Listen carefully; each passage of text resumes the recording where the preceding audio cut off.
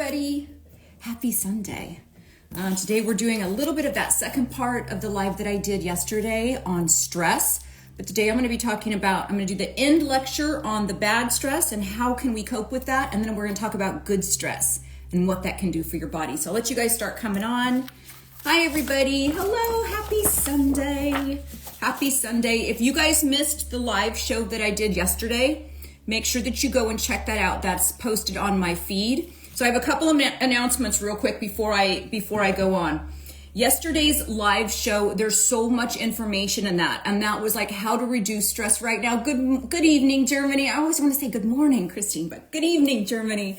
Thank you so much for being here. So you guys, if you missed the show that I did yesterday, it's posted on my feed. Make sure you check that out because it really explains that whole stress process and why it's important in terms of longevity that we learn to manage our stress. And we're living in a hyper-caffeinated, ever plugged in world, and our stress levels just keep going up and up and up. And so even if you don't feel the stress psychologically, hello, it is in your body and it is affecting your organs and it will affect your whole systems, everything from gaining weight to how you sleep, to your metabolism, a lot of different things. Hi, Sarah. So if you missed that live show that I did yesterday on stress, like I said, if there's one, I get this question all the time, if there's one skincare device that I would buy, and I could only buy one, which one would you buy? And I always say red light therapy because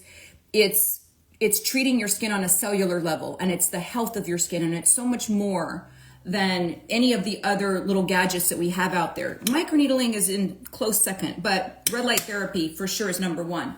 When it comes to a health topic, and it comes to a health topic that can increase your lifespan right along with your health span. So not just the number of years on the planet, but those number of healthy years that you are free from disease, age-related disease, and pain and illness.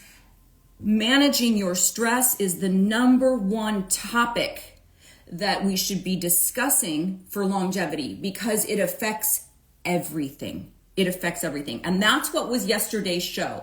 So it was all about how do we stop the stress right now? How do we manage that right now? And the number one way that we discussed yesterday was that physiological sigh. And the reason why that physiological sigh, that's where you take that inhale through your nose. You fill up a little bit more with an inhale, and then you take a longer, slower exhale. And the reason why that's the number one treatment for stress in the moment, in real time to combat that is because we can control our diaphragm. So it's the quickest way to relieve stress because even though it's an autonomic nervous system where we don't have to think about it, we can think about our breath and change the way we breathe. So if you make your exhales longer than your inhales, you're reducing that stress response. So make sure you go and check that live from yesterday out, okay? So where I left off yesterday, this is gonna be part two. Actually, it's kind of part three because stress management is so important. We talked about the physiological sigh yesterday. We talked about other breathing techniques like the 4-7-8 breathing, the box breath, numbered breath. Equal breathing in yoga is called samavriti, alternate nostril breathing. There's a lot of breath work that can be done because that's the number one way to decrease your stress in real time. Thanks for Craft's sake. She said yesterday was excellent. Thank you so much. I saved that to my main feed. Instagram has a glitch right now, so you'll see that all of my live shows say there's 0 views. It's just a vanity thing. I don't give a shit. As long as you guys are getting the information, that's fine with me. But Meta is looking into that. It's kind of a weird glitch that's happening on my site. But that show is posted to my main feed, so make sure you check it out. There's so much information in that. And we kind of got to the point where we talked about breathing. We did a couple rounds of that physiological sigh. That's where the research is showing the most influence on your cortisol levels, on your adrenals, and it's in real time. It takes about 30 seconds afterwards to feel those effects. And you can repeat them 1 to 3 to 5 times. It just depends on what your stress level is in that moment. I had a question came in. By the way, I got a hold of a permanent pen. So I I tried to wash my hands beforehand. They did not come off. And I'm going to be microneedling later. So don't, I'm sterilized, but don't think that this is blood. But one of those, the things that we talked about yesterday was exercise as well, right? If we know what the symptoms are of acute stress, like when we're being chased by a tiger, we know our pupils constrict, we know it affects our salivation, so we can get a dry mouth or dry throat. It constricts our airway, so we're constantly breathing in because we want all of that oxygen to get to the muscles, to get to those organs, to get to the place that we need, and yet digestion shuts or slows. Sometimes people will even throw up under high stress. You've got butterflies in your stomach. You can have digestion problems, diverticulitis, things like that. Not diverticulitis, but those kind of symptoms of irritable bowel during stress. So if we know that those are the pathways, right? So our bladder constricts. There's a lot of different stuff that happens. Our heart rate increases, our breathing, our inhales are longer than our exhales when we're in times of stress. Then we have the pathways on which to work to reduce that stress, right? So that's where the physiological sigh comes in, because it reduces your heart rate and reduces the inhale. So that exhalation, the exhale focused breathing really tricks that parasympathetic nervous system to kick in, because we're working on that one pathway of the heart rate, right? And the breathing. We're working on that because we can control our diaphragm. So make sure you look at that live that I did yesterday. Exercise was another thing that we talked about. If you are in times of high stress, and even though you don't feel it, your adrenaline is kind of up, right? Your adrenaline is being stimulated to produce, to go to those organs and make us to where we can either fight or flee or sometimes even freeze. But it gives us all of the tools that we need. So stress can be very good for us. It can also be very, very bad for us. We're going to talk about, yesterday we kind of talked about the bad stuff, and we touched on some of the tools to decrease that stress. I'm telling you guys, if you can manage your stress, all your other metabolic processes, all your other processes in your body, whether it's sleep, whether it's hormone balance, is going to be improved. And you're going to improve and extend that health span, those number of years free of age-related diseases and disabilities and pain. It expands that health span right along with your lifespan, right? Like, we don't want modern medicine to keep us alive for 10 extra years if those years are going to be filled with disabilities and disease and pain and all of those other things. We want the quality of our years to matter, so that your health span, you're really healthy right up until the end, right? That's how you want it to be. You don't want this, I'm feeling sick, I can't move, all of this stuff that happens with age. That's not what we want. So in times of stress, when your adrenaline is up, and you can usually tell this by looking at your sleep. If you're not taking anything to go to sleep at night, if you're not taking any sleep medication, but you're having trouble falling asleep or staying asleep, first of all, look at your hormones and make sure your hormones are optimized. But that is a sign, that's an indication that you have moved from this acute stress to more of a chronic stress, and you have kind of leveled up that homeostasis set point of stress. So even though you might not feel stressed, your body is behaving as if it's stressed. Have you ever felt like, oh, I got my shit together, but then all of a sudden your hair falls out and thins? You think that you've got it together. Your body, that there's that book, Your Body Keeps the Score, but your body it's still affecting your body. And you can test that in your cortisol levels through saliva or through blood work. But one of the ways that you can also be an indicator is, how are you sleeping? If you're waking up at night and you have ruminating thoughts, you're not sleeping well, that's an indication that your stress has gone from acute to chronic. And that's what's going to take years and years and years off of your life. We got to get our shit together with this. If you do nothing else with your health, learn to manage your stress. Just like if you do nothing else with these gadgets that I do, get a red light therapy device. If you do nothing else with your health, learn to manage your stress because your metabolic process is going to be better. You're going to lose weight. I wrote this blog a long time ago, said de-stress and you will weigh less. That's because everything's all connected. So if we're doing our stress relief protocol, which is what I'm developing right now, what this whole lecture has been about, there's been a lot of research on how do you reduce that stress so that you can live longer and better. The number one way, like I said again, is that physiological breath. To get a longer exhale than inhale, you're already working on that parasympathetic nervous system to decrease those cortisol levels, those adrenal levels, right? Does that make sense, everybody? So exercise too, if our adrenaline is going, you can burn that adrenaline off in a gym. Sorry, you guys, I forgot. Today's a no makeup day for me because I am going to microneedle right after this. So if I look much different than yesterday, it's because I don't have any makeup on. Sundays are usually my no makeup day because I do my treatments afterwards that go to my subscription club. So if you're a member of that subscription club, oh my God, this was the announcement. My brain. This was the announcement. Every 28 days, that group chat that we have on the subscription club closes automatically. It's out of my control. It's something that Instagram does. So for those of my club members, my subscription club members, those members that pay the monthly fee to get all of the demos and the exclusive content and to have me answer questions within 24 hours. Like I answer all questions for my subscribers within 24 hours.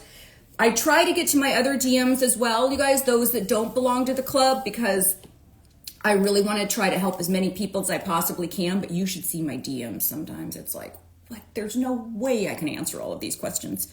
So that's why I decided let's open up this club. Anyways, that group chat just closed and it's automatic after 28 days. So after this live show, I'm going to microneedle.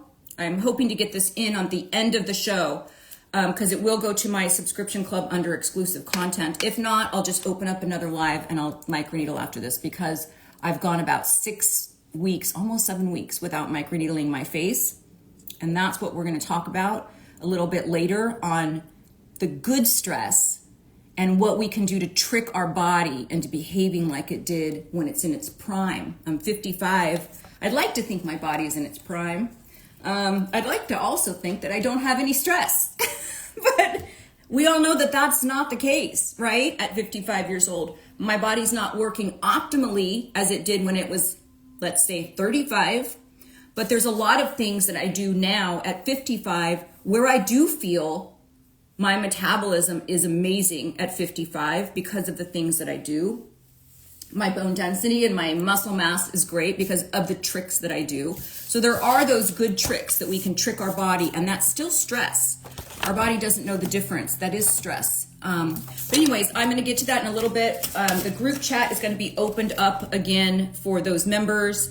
I just want to show you on my main feed, when you click on the little crown of your feed on your profile page, when you click on that crown of your profile page, let's just assume it goes like this. That's where all of this exclusive content will show up. Those are all the tutorials, like everything that I do from microneedling to radio frequency, microcurrent, red light therapy, dry brushing, chemical peels. It's all in here. And that comes with that subscription club. The chat you can also find on my main feed right under the linked tree. It's right under the linked tree. So you can join that. When I open up the new chat, because like I said, the chat just closed. When I open up the new chat, every subscriber, which I think there's like 200 subscribers, I'm not sure, something like that, will get a invitation. Couldn't even think of the word. Will get an invitation. So in your DMs, it says something like, gosh, I'd have to look, but it'll say a request, right? Inbox or general, I think it's general priority or something like that, and requests. You'll be sent a request. Most people don't scroll to the right in your DMs to look at that request, but a request is sent to all the, hey, not afraid of 50. You made it, yay. I love seeing these same people here, Not Afraid of 50. Thank you so much for joining. But you will, I was just saying Not Afraid of 50, the group chat closed for the subscription club because it closes every 28 days. I'm opening up a new one today, and you will get a request to join because I can't just automatically do it, but you can also find it from my main profile page right under my leaked tree for those subscribers. Just know I am aware that it closed. I had a subscriber, a club member tell me earlier this morning that it closed, so I have to open up a new one, and I will do that right afterwards. Okay, so we dealt with the breathing. We talked about the exercise. Sorry, my nose is raining. And I'm going to grab a little drink of mushroom coffee my husband made me. Hold on. Refueling. For those of you guys who followed me for a while and you know that I'm here, I'm getting a little sweaty. Hold on. And you know that I'm here every Saturday and Sunday. My Saturday shows are super educational, right? I try to pack as much information as I possibly can in that hour. And then my Sunday shows are a little tiny bit more relaxed, and I usually do like a demo. Well, I'm doing a little bit of both because that lecture on stress, is so important, and it's so much information that we're spilling over a little bit, and then I'll do a little bit of microneedling. So when we're exercising, remember we talked about yesterday when we in times of stress, like we're about to be chased by a tiger, or we're stuck in traffic, or we're in the middle of a cold plunge that's gone too long. Like there's a lot of stress that is not only psychological. Your body doesn't know the difference. It's the same physiological processes in your body. So when our body is in times of stress, we have all of this adrenaline, and that adrenaline makes our body, whether it's yapping at the mouth and saying stuff that we shouldn't be saying for screaming at people, on the freeway, it makes us want to move, or we get that kind of humming in our body where we want to move. The quickest way to relieve that is get your ass to the gym. Start doing push-ups or something. Do some jumping jacks, because that adrenaline can be burned up. So exercise really works to burn up that adrenaline, reduces your cortisol levels.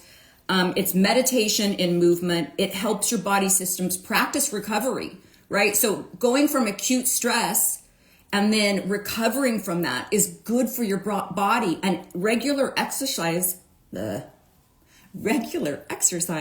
trains your body to do that, right? It trains your body to recover in times of stress. So that's all good. And it gets your blood flowing. It's vasodilation, so it decreases your blood pressure. So if part of the sympathetic nervous system stress response is to increase blood pressure, exercise works to vasodilate, to decrease the blood pressure. So we're working on that pathway when it comes to exercise. Does that make sense? When we're talking about when we're talking about techniques or protocols that I'm trying to build with this stress reducing protocol, you want to work on those pathways that the sympathetic nervous system was working on to get you ready to fight or freeze or flee from the tiger. So if you work on all of those, like I said, the easiest one is the breathing, but exercise too. We need to get our body moving. Meditation is a no-brainer because there's so much research on meditation. It's not easy for everybody, and a lot of people get turned off by the whole woo-woo of it. For those of you who don't know, I'm a 500-hour yoga instructor, so I kind of like the woo-woo.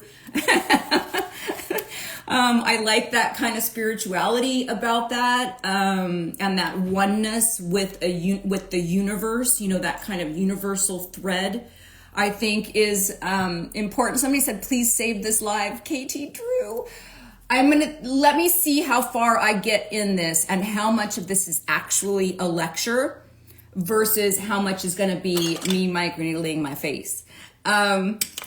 And maybe I'll do a little bit of both. It might have to have the same thumbnail as yesterday, but maybe I will post this to my feed if you guys are still learning something from this. And then I'll do a separate microneedling demo for my subscription club. Okay, so meditation, how does that work? If we are focusing on our breath, remember in the stress response, our inhales are so much more than our exhales, right? I'm so happy you caught the live too. Hey, KT Drew, go back and watch yesterday's. So much information in there. So much information. And you guys, before I go on, this is something that I'm going to be doing in a 12-week course. I'm writing it right now. This is part of what I'm going to be talking about. Happy Sunday. Thanks for your content. So genuine. Oh, thank you so much. This is part of what I'm going to be talking about. And every week in a 12-week course, I'm going to launch it on March 20th, first day of spring. I'm going to launch it on March 20th. It's a 12-week course, and each week is a different subject. The first subject is on stress management. Why? Because it's the number one thing that should be focused on when you're talking about optimal health and longevity, because it affects literally everything. Being stressed, having that chronic stress where that homeostasis set point has been raised. That is the definition of chronic stress. We might not feel it. We think we've adapted. We haven't. It increases inflammation in the body, and inflammation, like I said yesterday, is at the root cause of all chronic age-related diseases. Anything with an itis has inflammation. Arthritis, diverticulitis, like all of those things have inflammation at the root cause. But also cardiovascular disease, Alzheimer's, there's inflammation involved in all of it. So if you can reduce your cortisol levels, which is the stress hormone that shows the inflammation in the body, or one way of testing inflammation in the body, if you can manage that, you're going to live a lot longer and in a lot better way. You're going to look better too. Okay, let's just be honest. I know you guys get to know me really well here. I know that I have not been looking my best lately because I've been moving. Stress can wreak havoc on your skin. This is not my optimal skin right now, but also because I know I've been stressed, because moving is one of the most stressful events that you can do. Of course, if you're ill, death of a spouse, death of a loved one, your kids not being, there's a lot of stress, but moving, there's a lot of research on moving homes. There's a lot of stress involved with that. And so I've been at a little bit higher stress level than normal, and I can see it in my skin. And then also, if you are, and I'm going to cover this a little bit later as well, if you are in a time of high stress and you know it, that's not the time that you really want to be creating more trauma, even in your skin. So that's why I've backed out. I think I'm at, it might be week 7 that I haven't microneedled. And you guys know, if you've got my microneedling, if you've got my skincare gadget protocol, that calendar that gives you like, how do I fit everything in a 30 minutes or less a day and really focus on the health of the skin, you can just DM me skincare protocol and this will show up in your inbox. You just need to make sure you check your junk mail right away because it'll come from Darnell Cox and it will automatically go to your junk mail. So make sure that you do that. But if you follow me for a while, you know that I am like clockwork with my skincare, right? If I'm going to create trauma in my skin that's going to kind of emulate that wave of that cascade wave of collagen production that happens when we are younger, you really need to be regimented with your schedule, right? So that you're kind of always just having your body create more collagen and elastin and giving it the chance to heal as well. But in times of high stress, even good stress like microneedling, even good stress like cold plunges, even good stress like like what else is a good stress? Fasting. These are not things, these are the 3 main good stress, right? Fasting will help you live longer. Microneedling is going to create those micro traumas and call on your own body to come to the rescue and create collagen and elastin. And deliberate cold exposures. These 3 things are good stress. And I'm going to talk about those a little bit later. But in times of really high stress, that's not the time to pile on the other stuff. So that's why kind of taking a little bit of a break. So that's a long-winded answer of yes, I'll probably post this to the main feed afterwards. And then I have to do a microneedling session today. So I'll do that maybe a little bit later. Okay.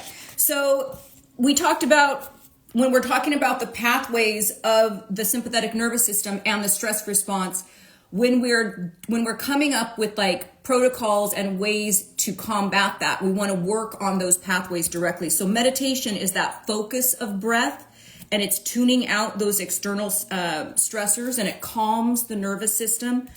And you're also focusing on the exhales. So there's lots of different breathing techniques, there's that samvriti where the equal amount of inhale as exhale. There's the counting. But meditation in general is great for you. There's also the non-sleep deep rest.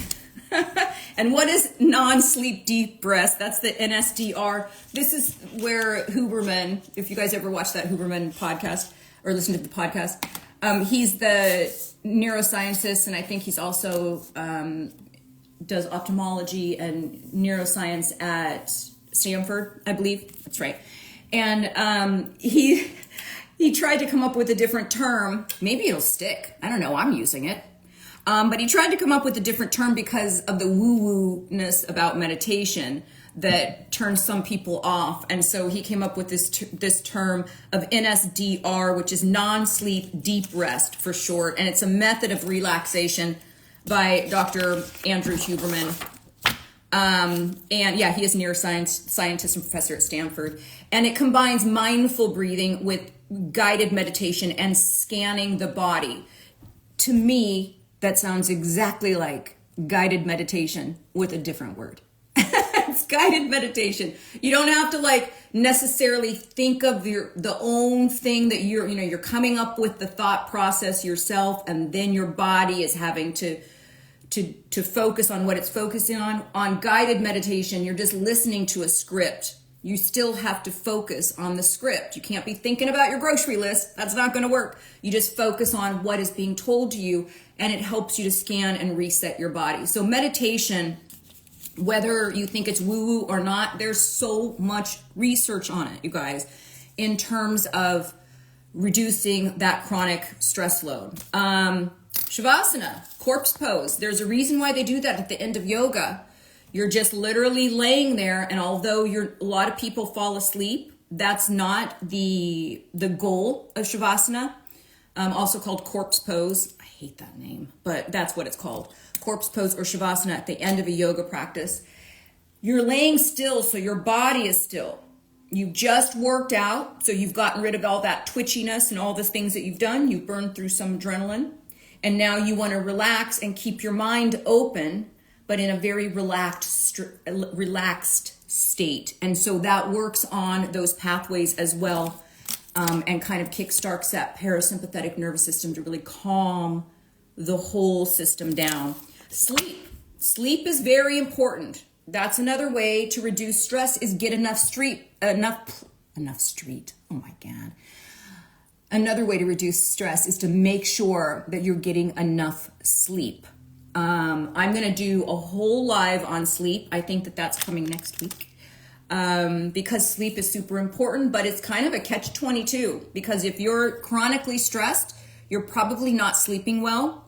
And to relieve chronic stress, you want to sleep more. So I'm gonna talk about that subject at a different time where I can really get in there and make sure that we're talking about this in a way where you can make those lifestyle changes that's really going to help with the stress. Grounding, we talked about yesterday, in a grounding mattress, and how connecting to the earth really helps to reduce those cortisol levels. I did a lot of papers on this at USC. I know that this stuff works. I ground every single day, and I have a grounding mattress on my bed. So I ground for 8 hours while I'm sleeping. And that's a really good way.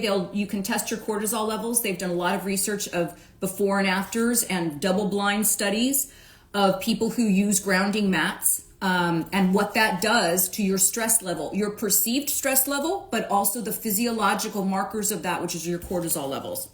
Okay? We talked a little bit about healing sounds. I want you guys to think about this for a second. If you can hear sounds like like those lawn blowers, all this, it drives me crazy. But if you can hear those sounds, doesn't it stand to reason that in using sounds in a different way for healing, that you can then relax those stress responses? It makes perfect sense, right? So there's a lot of, right now I've got on my, let's see if I can get this to, hey Siri, play that louder. Let me see if you can hear this. Hey Siri, play that louder. Do you guys hear the sound that is in the background? That is a 528 hertz sound. And you can download these sounds to your Apple Music or Spotify or whatever. And in times of stress, turn on these healing sounds, and these frequencies they're measured in hertz, and it's often associated with different body parts. So there's different frequencies can do different things that affects your chakras. Now I know that might be a little woo-woo for everybody, but it affects your organs. Okay, everybody has organs, and that's not woo-woo. Sound waves affect your organs. There's a lot of studies too where you can take you can take pendulums, that little clock that goes tick, tick, tick, tick, tick, and they can be on a certain rhythm, and you put two of them in a room that are different, and eventually they start synchronizing. Isn't that crazy? Sound waves are powerful. Sound waves are powerful. Little tiny movements that happen, little things that happen in our frequency can have profound effects. So 174 hertz is known as the healing frequency. 528, which you're hearing right now, promotes healing and repair at a cellular level. 285 is a healing frequency to promote physical healing, especially wounds and injuries. So if I'm doing microneedling, and afterwards for my microneedling protocol, for those of you who don't have my microneedling protocol, oh my god, let me see if it's in here. Yeah, for those of you who don't have my microneedling protocol, you can just DM me microneedling. But when I'm doing my microneedling, I'm creating those little traumas. Part of my my post care is I'm listening to healing sounds at a 285 hertz. I'm also doing collagen. I'm also blasting it with red light. But sound is healing as well. And so for those of you who frequent sound baths, you walk out of there a different person. Like, it feels different. Chanting has been around since we were, drawing on cave walls. And there's something very meditative about those sounds. So sound is really important.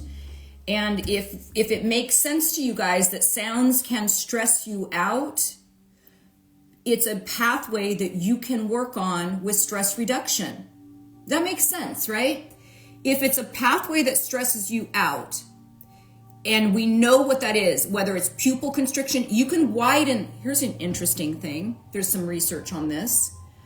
When you are in times of stress and your sympathetic nervous system is gone haywire and you are just in that loop of, there's still cortisol in the blood. Let's stimulate the release of adrenaline again. And you're in this loop where your set point is just up here. Part of that is a narrowing of vision. So if we know a narrowing of vision happens during the stress response, this is going to look crazy for me to do. I think. Well, let me see if I can. Yeah, I'm going to look a little crazy because I'm going to widen my eyes. You can widen your eyes, and in doing that, put your hands. I'm going to stand up for a second, you guys. Okay. Sorry. Okay. If you're in that stress response, or just even on a regular basis, chronic stress narrows our vision. Acute stress, it's like we're trying to deal with it, narrows our vision. That's one of the ways that it prepares our body for fighting or flight or freezing, right? During the fight or flight response. If you put your hands out here, I'm going to have to get out here. Oh, maybe I can do this sideways. Put your hands out at your peripheral vision. Widen your eyes, right? Put your hands out at your peripheral vision. And although you're looking forward, you're not turning your head to look, I want you to try to look from your peripheral at your hands. And where can they be in your peripheral to where you know you can see them? That is a way to combat that narrowing of vision that also helps you to get out of your brain and to kickstart the parasympathetic nervous system. Now, does it work as good as breath work? No, because we can really control our breath, which has a direct effect on our heart rate. So that is the number one way, that physiological side. But visual manipulation, right, also helps. And your mind can relax while your body is in its full output. So that has to do with widening that gaze. And I don't mean like, going like this. Widening the gaze, looking forward and getting where that peripheral is and having that be what you're focusing on helps to suppress that that stress response. Calming scents as well. Lavender, chamomile, bergamot, all of these are the top 3 scents, smell, olfactory, that calms your senses as well. So we can use all different kinds of senses. Snuggling with somebody helps to calm your nervous system. So affection and having snuggled, long hugs, all of that is really important for calming your senses as well. But to light a calming candle, I'll show you guys. To light it, listen. I walk the talk, you guys. I walk the talk. You can hear my sound in the background at that 528 hertz. And I've got a calming candle that the Beverly Hills Candle Company gave me, and it's got lavender in it. So like I said, the top scents in terms of calming, lavender, chamomile, bergamot. There's a whole thing on scents and essential oils and all of that as well. And then let's just talk quickly about supplements, because I don't want to get too far down the rabbit hole with that, but there's 3 that are like pretty important if you are somebody that has chronic stress. The number 1 is the ashwagandha, and that's known to lower anxiety and cortisol. There's a lot of research on ashwagandha. No, I do not have an affiliate marketing thing with any company or anything like that, but you can look into it at your Whole Foods or something like that. I know Sarah's on here, who's a registered nurse, and maybe she would have, Sarah, if you know of a supplement, I can do a little bit of research as well. If you know of a supplement of ashwagandha, oh my God, ashwagandha, that you would recommend, then let's, send that to me in a DM so I can recommend that to people as well. But your cortisol goes up every morning. That's part of our wake sleep cycle, right? We need cortisol to actually get up out of bed and move, but we don't want that extended. So ashwagandha really is one of those top things that works on reducing the cortisol levels. It helps with fatigue, cognitive impairment, and it has mild effects on depression. L-theanine, I take 100 milligrams. Sometimes I take 200 milligrams about 30 minutes before I go to sleep, and it increases GABA in the brain. So it turns off those ruminating thoughts of like, what do I have to do tomorrow? What do I have to do tomorrow? Kind of helps with that. But I'm going to talk much more about L-theanine as well as magnesium when I do the whole live show on sleep. Wait, let me scroll through this a little bit. Okay.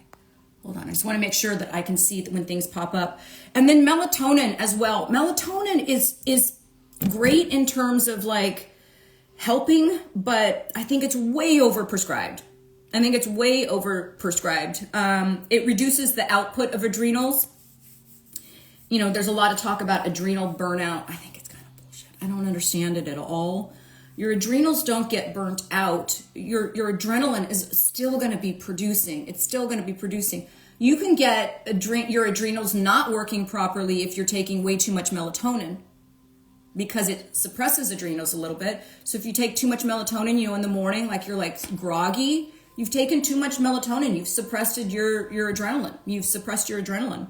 But I'm not a big proponent of taking a lot of melatonin. I really only take it if I'm traveling, because I want my body to do its own thing. But that said, it does help a lot of people. I wouldn't go over 3 milligrams. I would never take anything over 3 milligrams when it comes to melatonin. It's way overkill, and you're gonna feel it in the morning. Okay, so the next thing is social connectivity. I know this seems kind of bizarre, but when we're dealing with stress, we have gotten so far removed, I think, from how we used to be when I grew up. We didn't have cell phones, and people actually talked to each other, and there was more events and stuff, and we've been a little bit more removed from that with cell phones and with social media, to be honest, right? So having those long-term friendships and relationships is really, really good for stress. So serotonin is released in the brain, and it's tied to social connection. It gives us a sense of well-being and bliss. Social isolation is really, really bad for your health. It will take years off of your life. And isolation makes us more fearful. It makes us more irritable. It makes us paranoid. It makes our immune system suppressed. Social isolation makes your immune system suppressed. It's fascinating how all of this stuff is super connected, but it is. And then you can also try all of these other types of stress management, like eating a healthy diet. If you think that you can eat a bunch of crap and that your body is not going to be stressed from the stuff that you're putting in it that's hyper processed, you're wrong. Like I said, the stress response does not differentiate between perceived stress, like, oh, I got a lot to do on my to-do list, or an ice bath, or, any other kind of stress. The physiological process is still the same. So if you're causing inflammation based on the energy vampires, if you're causing inflammation based on the food that you're eating, that's stressing your body, right? That's still going to lead to all the chronic disorders and diseases. It just is. So yeah, food is super, super important. Gratitude journals, that's another way. Hobbies, knitting, things like that. Laughter, volunteering at a community. Get out of your own head and go help somebody else. You're going to feel much better about it. Reduce your caffeine intake. When I first moved to Singapore, I lived in Singapore for 6 years, and I started having panic attacks when I first moved there. I was 24 years old. And I was having some panic attacks there, and the first thing I did was eliminate all caffeine. So if you are somebody that you're stressed, come on, at least switch to, like, instead of your mega giant thing of coffee, this doesn't have a lot of caffeine, this is just mushroom coffee, but instead of that, venti thing that you're getting at Starbucks, save your money, buy a microneedling device, and maybe switch to green tea, which is better for longevity anyways, and it doesn't have as much caffeine. It's more of a prolonged kind of caffeine. Another thing is avoid procrastination. Today I'm working on unpacking the last few boxes in the house. When your surroundings are not organized, you guys know, right? Don't procrastinate that crap. And I walk the talk on most things. I am a very sloppy person, and I'm not great at organization, and it's something that I have to continually work on. And I continually work on it, and I'll set a goal. Today, there's gonna be no more boxes. I'm gonna get through it. So self-care as well, like the things that I'm gonna do after this, which is microneedling my skin, things like that you're taking care of yourself. This also helps reduce stress. Cuddling, like I said, cuddling is so important. Saying no. When you know, like, your body's not supposed to be doing something. Hey Siri, reduce the volume a little bit. We're still de-stressing. When you know, like, I shouldn't be going out tonight, just don't. Learn to say no. Learn to say no in a very nice way, but learn to say no. Spend more time in nature. This goes back to the grounding thing. You can put a mattress pad a grounding mattress pad on your bed, but it's always better to get outside and get in nature. So get outside every single day. Don't just stay indoors. And if you are somebody who's like, my stress level is through the roof, and all of these things that Darnell was saying, like, I can try all of them and I'm still not going to be able to manage that, then seek professional help. Okay, there's nothing wrong with seeking professional help. It is a true expression of self-care, is to know I'm so important that I can't do it myself, and I'm important enough to get help. Okay, so that's the last way. Now, here's the thing. You need to stay away from the unhealthy stuff, the unhealthy coping mechanisms that we all have, or I used to have, when it comes to stress. Like, don't just grab a glass of wine every time you're stressed, because guess what? You're going to find a way to be stressed more. If you had to tell yourself, every time I'm stressed, I'm going to eat a plain stalk of celery until my stress is gone, trust me, you will talk yourself out of that stress response. But if you're going to be like, oh, I'm having a bad day at work, I'm going to come home and have a glass of wine, I deserve it, you're going to have a lot more bad days at work. Almost intentionally. Or you'll look for those little things. Where if you had to say that, I had a bad day at work, and you got, oh man, that means I'm going to have to eat a stalk of celery, trust me, you're not going to have as many bad days at work. So getting your mindset right is also super important. Okay, so we've learned a lot of different tricks on how to reduce anxiety and stress, right? We've learned a lot of stuff. You want to stay away from all of those crutches like alcohol, food, excessive food, drugs, tobacco. All of that stuff's not great for stress. But how do we then say like, okay, I'm going to incorporate which of these techniques, the physiological sigh, meditation, sound healing, visual manipulation, exercise, scent, getting a calming scent, sleep, how am I going to, what do I do? All of it. You do all of it. You try all of it. It's that important. And it's usually not just one thing. I've got sound going on right now. I've got a scent going on right now. I'm going to do some self-care. I slept well. Like, you want to make sure, before I got on here, I did the physiological sigh, which is that inhale, double inhale, longer, slower exhale. That's the quickest way to de-stress. So all of those things, just like when it comes to with skincare, people ask me like, if you could only do one, I always say light therapy, but you're going to get the best results in terms of the condition of your skin if you're doing all of it. If you're doing microneedling, if you're doing radio frequency, if you're doing microcurrent, if you're doing dry brushing, if you're using retinoids, effective skincare, all of these things combined, a little Botox doesn't hurt, but all of these things combined, that's what gives you the best skin. Are you taking your collagen? You can DM me collagen for my favorite collagen for that. But are you doing all the things, not just one pathway? So when it comes to stress, why are we only doing one pathway? We have to meditate. No, you don't only have to meditate. No. Find the one that works for you. But if you can incorporate multiple ways, then that's the best thing to do. Multiple ways are going to have the most effect on that. Okay, so just really quickly, we know that long-term stress is bad. We know that it creates heart disease and adrenaline constricts blood vessels. We know all of that. But some acute stress is really good for you. So I'm going to take these 10 minutes and talk about the good for you stress. Okay, so Iris, there's no way I'm going to be able to say that.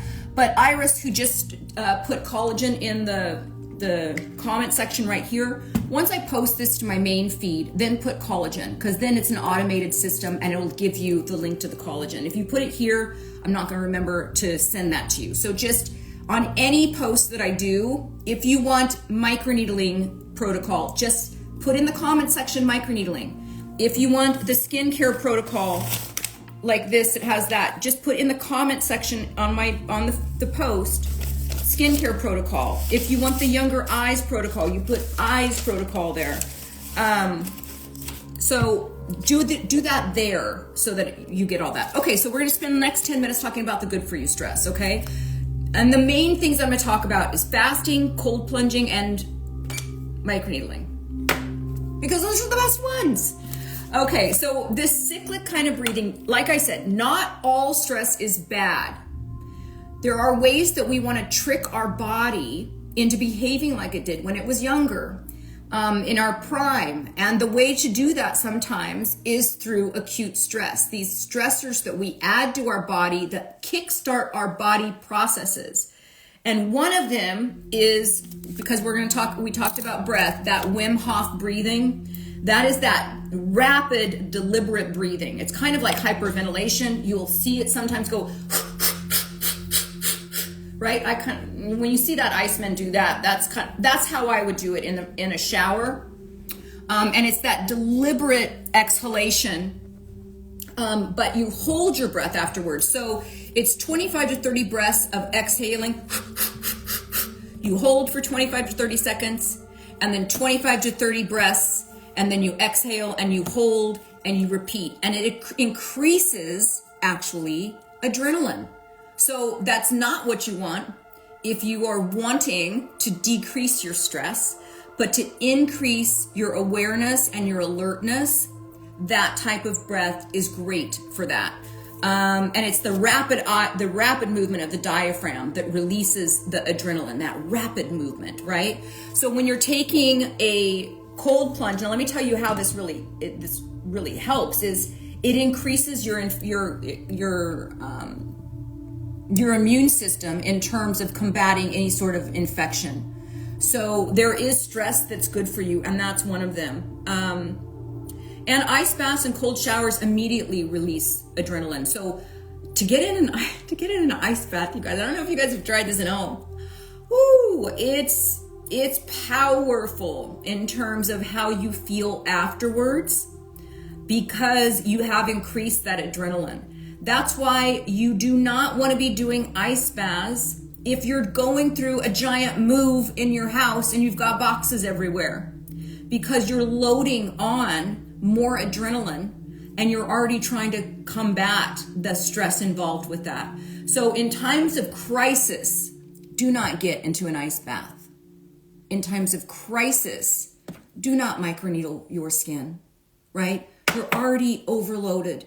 In times of crisis, do not fast. Do not do intermittent fasting. You need to take care of your body, right? So we can only do so much, which is why I say, if you're going to be doing skincare treatments at home like I do, there is a way to exhaust the skin to where that stress, because creating microtraumas is creating stress, that stress is overboard, and then you have systemic inflammation and systemic stress in the body, and that's where it's not good. So being strategic with your controlled stress is super important, and that controlled stress you really want to back off of if you're dealing with, a real life chronic stress where your set point has been elevated. Does that make sense, everybody? Just tell me it makes sense in the comment section if you can. Does that make sense? Okay, so that Wim Hof breathing is part of it. Kind of does help with your adrenaline and your alertness. Again, you do not want to try that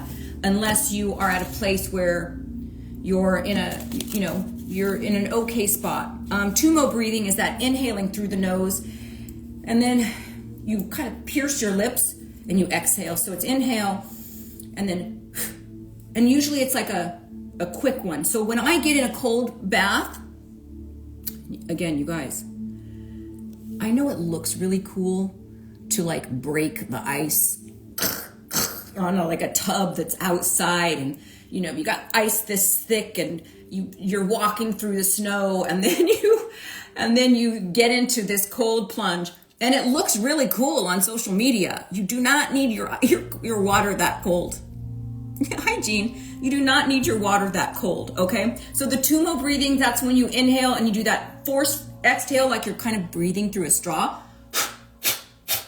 When I'm in my bathtub, and that's all you need, you guys. You do not need to buy a cold plunge pool. No. Water that comes out of your hose is going to be cold enough. But if you have a bathtub in your house, unless you're living in a tropical rainforest, your temperature in your bathtub is coming out at around 50 to 60 degrees. We're at 98 point something. I don't want to say 98.6 because that's not really what the average is. It's a little bit lower than that. And everybody's body temperature differs. But if your water in your house is coming out at 50 to 60 degrees, you don't need anything colder than that. Fill up your bathtub. That's all you need. Fill up your bathtub, get into here, stay 2 to 3 minutes. That's all you need. You don't need, as if you're gonna die, right? You fell through the ice in a pond. Your body is gonna be completely stressed out about that. You don't need it that cold. Most ice baths and cold plunges are typically between 38 and 45 degrees Fahrenheit. I recommend somewhere between 45 and 60. That's all you need.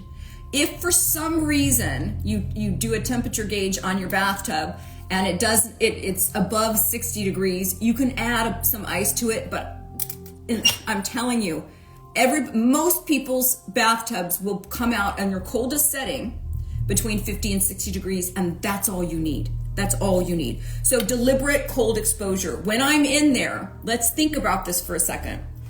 My adrenaline is going, right? Because I'm deliberately adding acute stress. So I'm up to here, I'm freezing. You guys should see what it takes me to get into this bathtub. I should film that. I'll have to put on a bathing suit, but I should film that because getting in to here is the hard part. Once you're in and you do that kind of Tumo breathing where you're focusing on the exhale, like you're breathing through a straw. When you're doing that and you're making your exhales longer than your inhales, you're telling your brain, slow my heart down, slow my breathing down. Because remember, we learned this yesterday, our exhales are longer.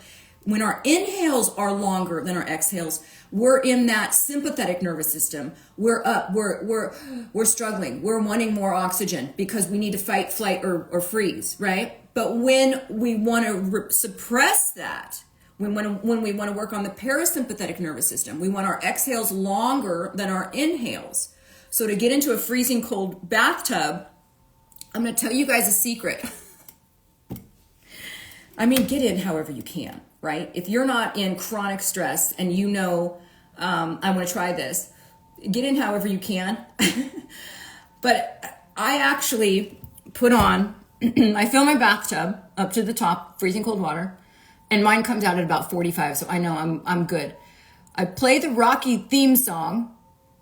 I'm not joking. This is not a joke. I play the Rocky theme song. Dun dun dun dun dun dun dun dun dun dun. You guys know it. Dun dun dun dun dun dun. Yeah, that's what happens. I set my timer on my phone for 3 minutes. I play the Rocky theme song. I don't dilly-dally. I don't get up to here and freeze. I don't get up here to stop.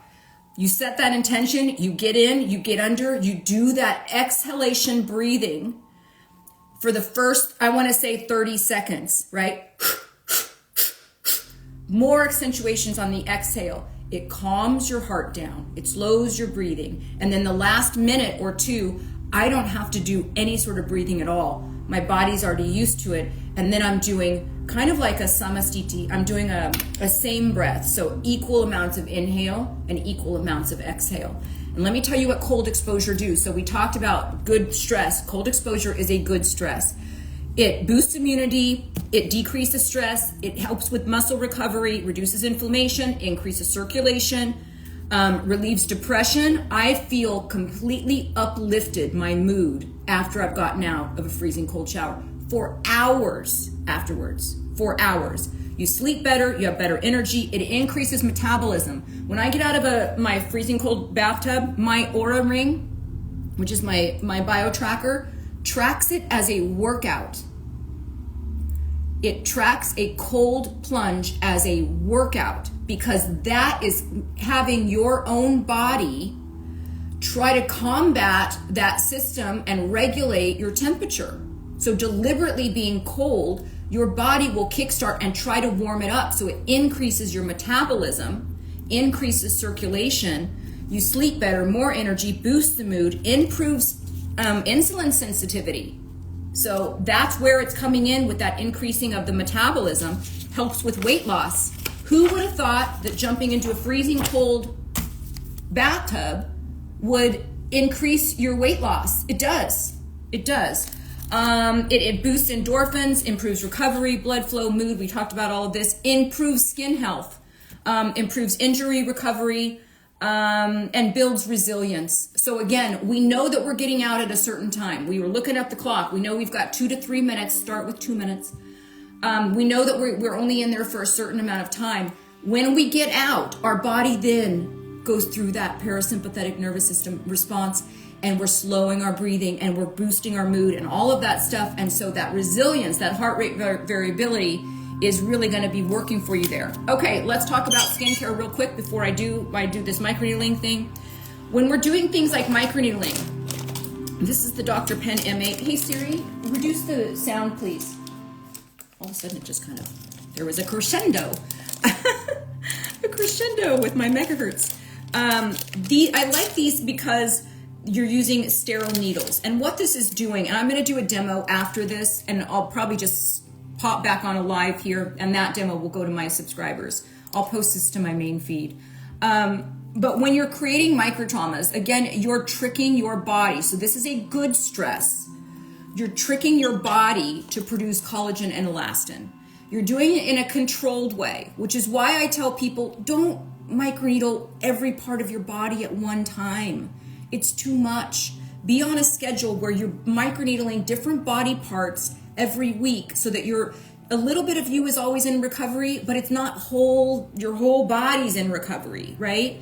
And what does that do? It helps reduce fine lines and wrinkles. It helps even out skin tone. It helps with pore size. It stimulates collagen and elastin production naturally. And I've talked a lot about this in the past in terms of like our bodies stop producing the amount of collagen that it did in younger life when our skin was still growing. It slows down in mid-20s. So if you're a baby and your skin's glowing, imagine how much connective tissue and structural things that you need to grow. So your skin you're always producing collagen because you're needing to grow. That's really kind of starts reducing mid-20s and it declines about 1 to 3% per year depending on your lifestyle. And when you're doing that, we can trick our body. You just said lower the music. Yeah, I'm telling my HomePod or whatever the hell that thing's called to lower the volume of the music. But you're tricking your body into producing collagen and elastin. And that's still stress, but it's controlled stress to the skin in such a way that it kickstarts the healing process. So as a recap, my God. We want to make sure that we know what the stress is, if it's good stress, if it's bad stress. Don't overdo the good stress. When you're in times of chronic stress, that's when you really need to lay off a bit. So I think for the first 2 weeks that I was here in the new house and moving and unpacking and organizing and all the stress that goes in with moving, I did not take a cold shower or a cold plunge for that whole time. I started about 3 days ago again. And that's because I already knew my body, the load of stress on my body was already a lot. I didn't need my adrenaline boosted anymore. I was surrounded by boxes. That's adrenaline boosting enough, right? Does that make sense, you guys? If you're in times of high stress, microneedling is not something that you really want to do. Or you can do like a very, very, very light treatment, which is probably what I'm going to do today. Okay, so it's 12:04. I'm going to get off of here. I'm going to post this to my main feed. Just if you want those protocols, the microneedling protocol, you can just DM me microneedling. If you want the calendar, you DM me skincare protocol. If you want the collagen, DM me collagen. I'll be back here next Saturday. I think I'm going to talk about sleep next Saturday, and I'm going to talk more about the 12-week course that I'm going to be doing. If you guys think that you learn, not afraid of 50 said recap. It's a lot to recap. You guys go back over that live that I did yesterday. There's so much information there. This has been part 2 of that. And then next week I'm going to tackle sleep to make sure that we're all sleeping the best that we can. I'm going to get off of here, post this to my main feed, and then I'm going to get back on here and microneedle my face. Okay, you guys, have a great rest of your Sunday. And for those of you who want a microneedling tutorial, grab your microneedling pens and I'll see you back here in about 10 minutes. All right, have a good day, everybody. Bye.